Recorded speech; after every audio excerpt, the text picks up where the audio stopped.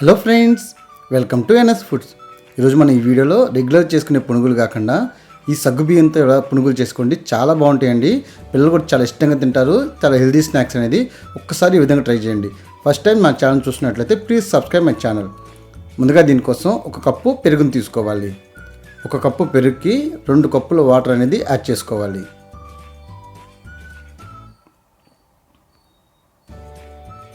ఇలా water add చేసిన తర్వాత ఈ విధంగా మజ్జిగ కవ్వంతో ఈ విధంగా పెరుగు మొత్తాన్ని ఈ విధంగా చిలుక్కోవాలి.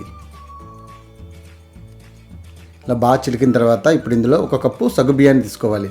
ఒక కప్పు పెరుగుకి ఒక కప్పు సగ్గుబియ్యం అయితే సరిపోతుంది. దీని మొత్తాన్ని మనం బాగా కలుపుకోవాలండి. ఇందులో నేను సాల్ట్ వేసే స్కిప్ అనేది మిస్ అయింది. కొంచెం సాల్ట్ కూడా యాడ్ చేసుకొని దీని మొత్తాన్ని బాగా కలుపుకొని దీన్ని ఇప్పుడు మనం నానబెట్టుకోవాలండి. దీన్ని ఓవర్ నైట్ మొత్తం నానబెట్టుకోవాలి. మూత పెట్టి ఫ్రిడ్జ్లో నైట్ మొత్తం నానబెట్టుకోవాలి. తెల్లారి చూసినట్లయితే ఈ విధంగా కొంచెం చిక్కబడి ఉంటుందండి. ఇప్పుడు సగ్గుబియ్యం కూడా మనకు బాగా నానిపోయి ఉంటాయి. ఆ విధంగా నానేలాగా చూసుకోవాలి. మన సగ్గుబియ్యం నానకపోతే మనకి పునుగులు బాగోవండి. చూశారు కదా, ఈ విధంగా చూపిస్తున్నట్టు వీడియోలో ఇవి సగ్గుబియ్యం అనేది మెత్తగా నానిపోవాలి. మెత్తగా నానిన తర్వాత ఇప్పుడు దీన్ని వేరే పెద్ద బౌల్లోకి ట్రాన్స్ఫర్ చేసుకోవాలి. ఈ విధంగా వేరే బౌల్లోకి మొత్తం ట్రాన్స్ఫర్ చేసుకోవాలి.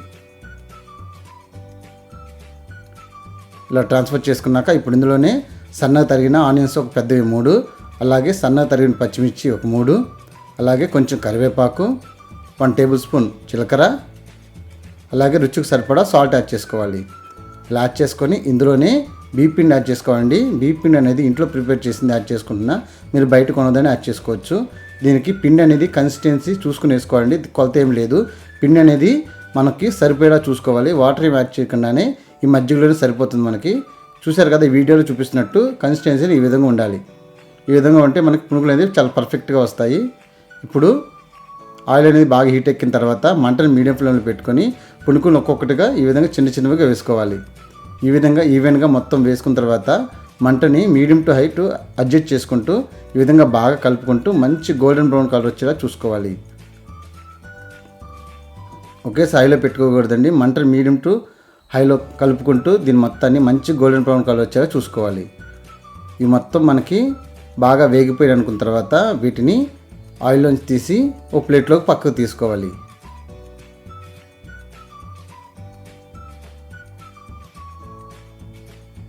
ఇలా తీసిన తర్వాత ఇదే విధంగా మిగిలిన పునుగుల మొత్తాన్ని కూడా మనం వేసుకోవాలండి. ఇది చాలా ఈజీగా చేసుకోవచ్చు, చాలా హెల్తీ కూడా. ఒక్కసారి చేశారంటే పిల్లలు మళ్ళీ ఇదే విధంగా చేయమంటారు. అంత బాగుంటాయండి పునుగులు అనేది. ఒకసారి మీరు కూడా ట్రై చేయండి. మీరు కూడా ట్రై చేసి మీకు ఎలా వచ్చిందో మా కామెంట్ రూపంలో